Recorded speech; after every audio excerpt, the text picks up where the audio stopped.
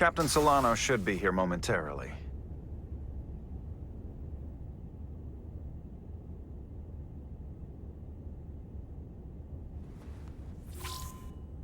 You'll have to forgive me, I don't know much about Kobleods. But my understanding is you need a steady supply of duridium to keep your cell structure stabilized, or bad things start to happen. And we have plenty of duridium in sickbay, so there's no risk of running out. Thank you. Feel free to make yourself at home. And help yourself to whatever you like from the replicator.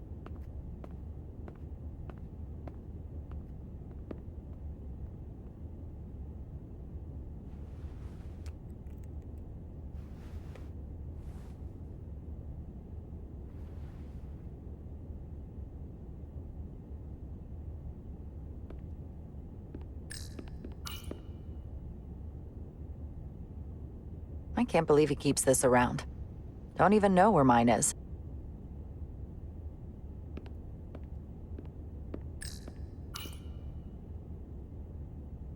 The first mineral Captain Solano ever discovered. Always was the nostalgic type.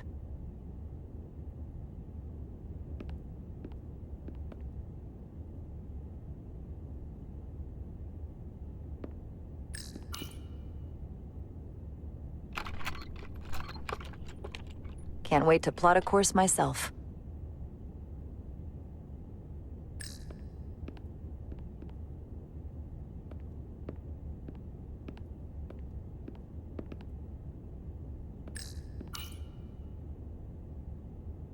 He's still got a thing for trains.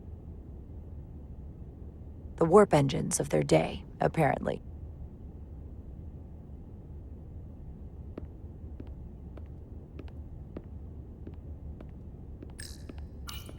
Just a sip of something. Ractigino.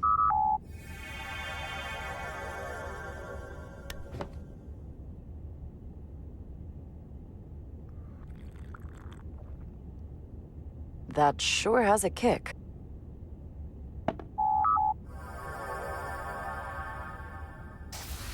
Jara Rydek. Last time I saw you, it was graduation from the Academy. You'd already secured one of the most prestigious assignments possible. And you were burning with enough ambition to fuel 7 trips around the Necrid Expanse. It's good to see you again, Captain. Well, I could not be happier to have you on the Resolute. My only regret is that we couldn't provide you with a warmer welcome. The arrival of a first officer to her new ship deserves a bit of fanfare. But, unfortunately, we've had our hands full with the refit. That would be totally unnecessary. I don't need any pomp and circumstance. You've been here all of 5 minutes, and already you're trying to make us more efficient. I like it. As I'm sure you've heard, we've had a rough go of it these last 6 months. The ship suffered some damage, but not nearly as much as the crew.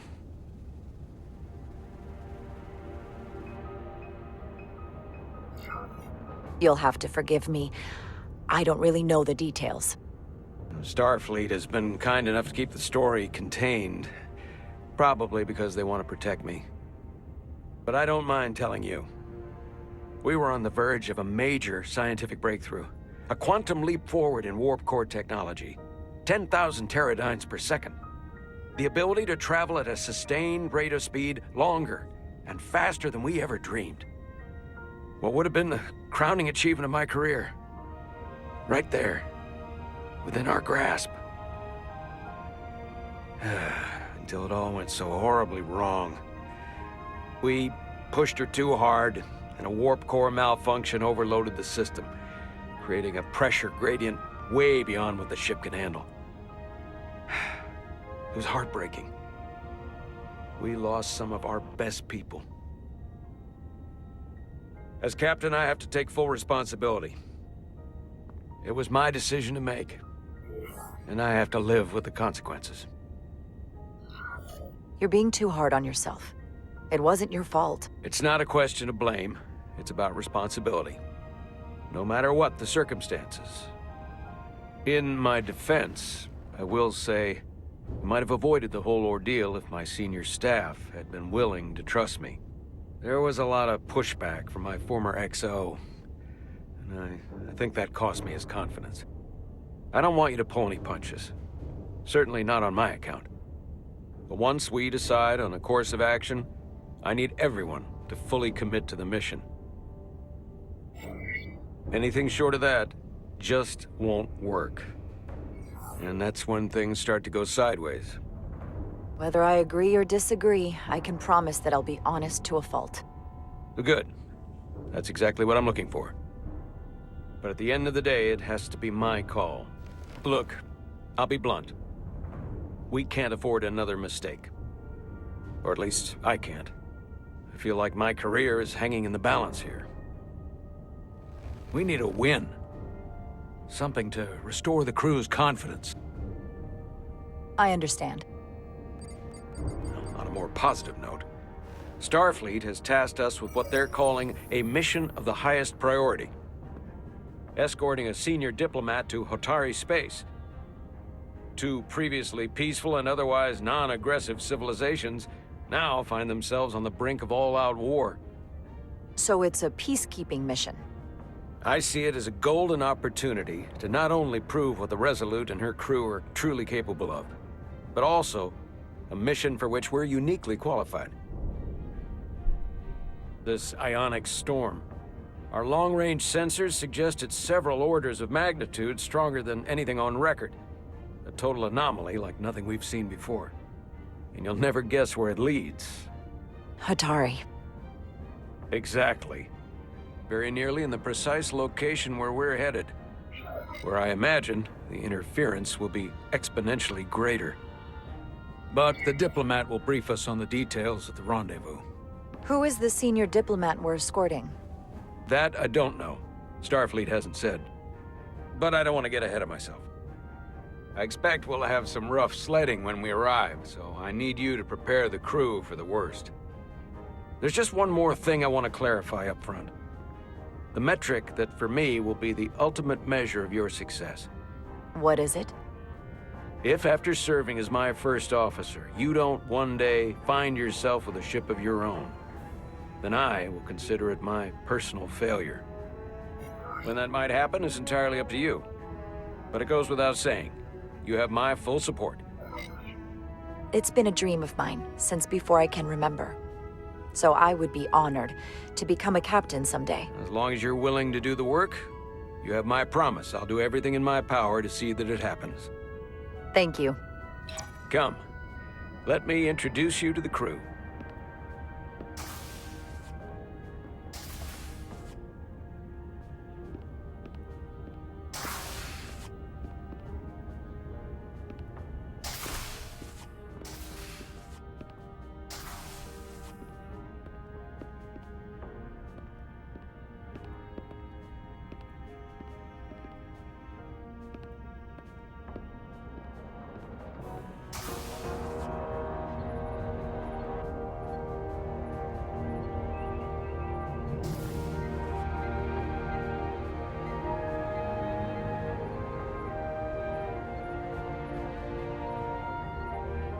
Everyone, if I could have your attention for a moment.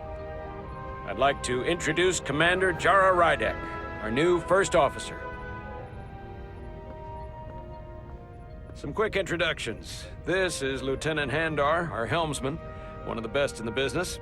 One of? Well, what he lacks in humility, he more than makes up for in ability. A pleasure to meet you, Commander. Likewise. Next, we have Commander Westbrook, our Chief Science Officer. I've come to rely on his expert counsel on a regular basis. Pleasure. Commander Rydek, it is such an honor to meet you. This is our Tactical Officer, Lieutenant Bedrosian, who's been looking forward to meeting you for about as long as I can remember. I've been following your career for quite some time. And I look forward to learning as much as I can from you. If anything, the honor is mine. Well, I have to admit, one of the reasons I've followed your career is because you're part Kobliad, because of what you've overcome. Starfleet stands up for people who can't defend themselves, and you were one of those people once.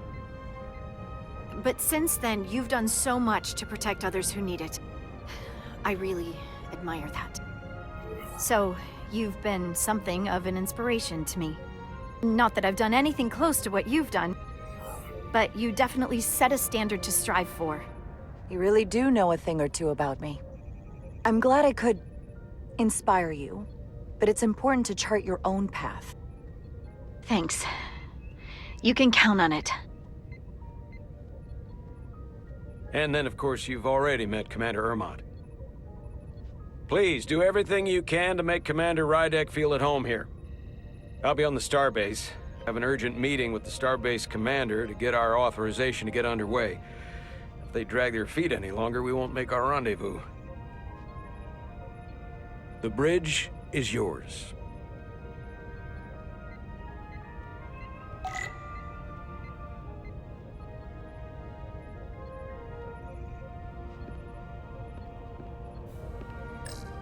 Operations. Staffing, supplies. There's a lot to keep track of on a starship. Good thing we have Commander Ermont. Turbolift could take me anywhere on the ship, but I'm right where I need to be. Communications. Keeps us in contact internally and with other vessels.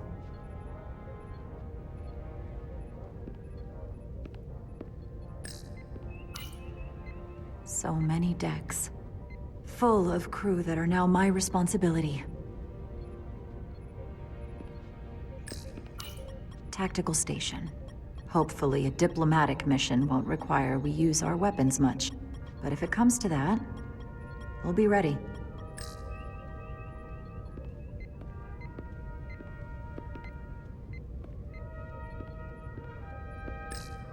Science station.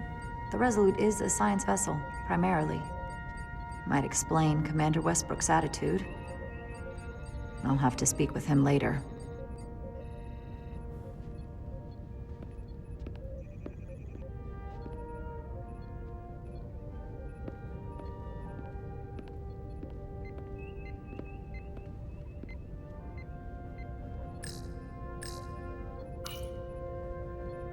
Impressive range of view.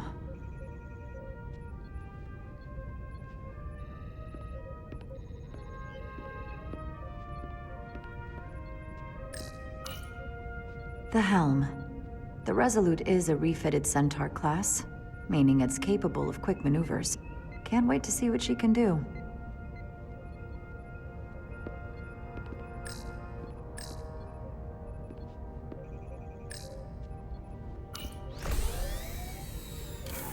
Tactical hollow dais. Just like they've got on the Excelsior.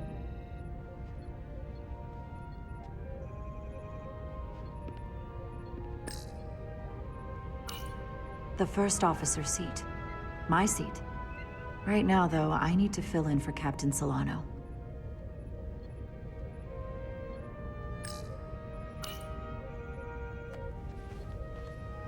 Commander, Chief Engineer Chovak needs to lower the structural integrity field. He's sent a crew out to recalibrate the emitters in response to the danger posed by the storm. We just need your go-ahead. Permission granted.